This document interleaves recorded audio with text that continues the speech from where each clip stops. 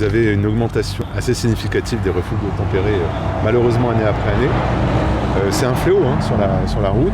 Il y en a quasiment 2 par jour en Loire-Atlantique. 2 par jour en Loire-Atlantique. Donc c'est évidemment pas anodin. Et quand en général un chauffeur ou une chauffeur refuse de s'arrêter, c'est pas pour des bonnes raisons. C'est en général parce qu'il y a des choses à cacher ou il y a une volonté de se soustraire aux forces de l'ordre. Donc en soi c'est une infraction et surtout, et c'est d'où l'utilité de ce nouveau type de dispositif, ça met en danger les militaires ou les fonctionnaires de police, notamment avec ce qu'on appelle les stop ticks, qui les obligent à être très proches du véhicule. Alors que ce dispositif permet une gestion plus à distance, donc en sécurité des militaires ou des forces de l'ordre, des forces de sécurité intérieure, sécurité aussi de celui ou de celle qui refuse d'obtempérer, puisque on vous a expliqué le dispositif, ça permet à distance et sur une certaine longueur au véhicule de s'arrêter sans causer d'accident, puis sécurité des tiers, parce que ça évite des courses-poursuites et ça évite surtout des suraccidents mettant en cause des gens, vous ou moi, sur la route et qui se retrouvent confrontés à des comportements qui sont des comportements qui peuvent causer de très graves dommages à la fois corporels, à la fois aux militaires et aux autres usagers de la route. Il y en a 2 pour les militaires et aussi pour la police ou pas? Alors, pas encore, c'est un dispositif qui vient d'arriver, on vous l'a dit, qui est un dispositif très innovant, qui a été conçu d'ailleurs par une entreprise française, et qui permet justement de modifier aussi les dispositifs liés au contrôle routier et surtout la prise en charge des refus d'obtempérer.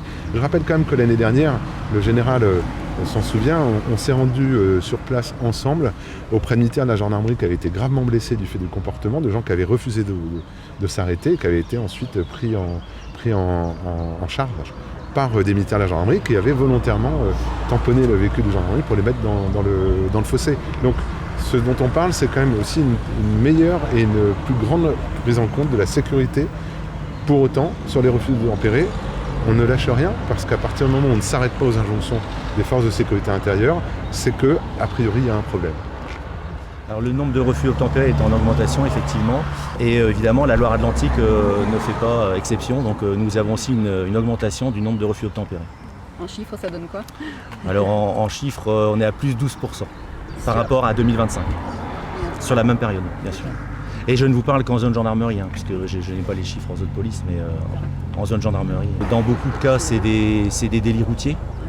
Quand on arrive à intercepter la personne, c'est souvent une alcoolémie ou une conduite sous stupe. Mais évidemment, pour lutter efficacement contre la criminalité organisée, ce dispositif permet aussi d'arrêter des trafiquants, des gens qui ont commis des délits un peu plus importants, comme des enlèvements d'enfants. Il ne faut pas oublier que c'est quand même un outil qui permettrait d'arrêter un véhicule dans le plan alerte enlèvement. Donc c'est quelque chose qu'on a et qui va être appelé à remplacer nos anciens dispositifs stop stick, qui étaient des bâtons triangulaires qu'on mettait sous les roues.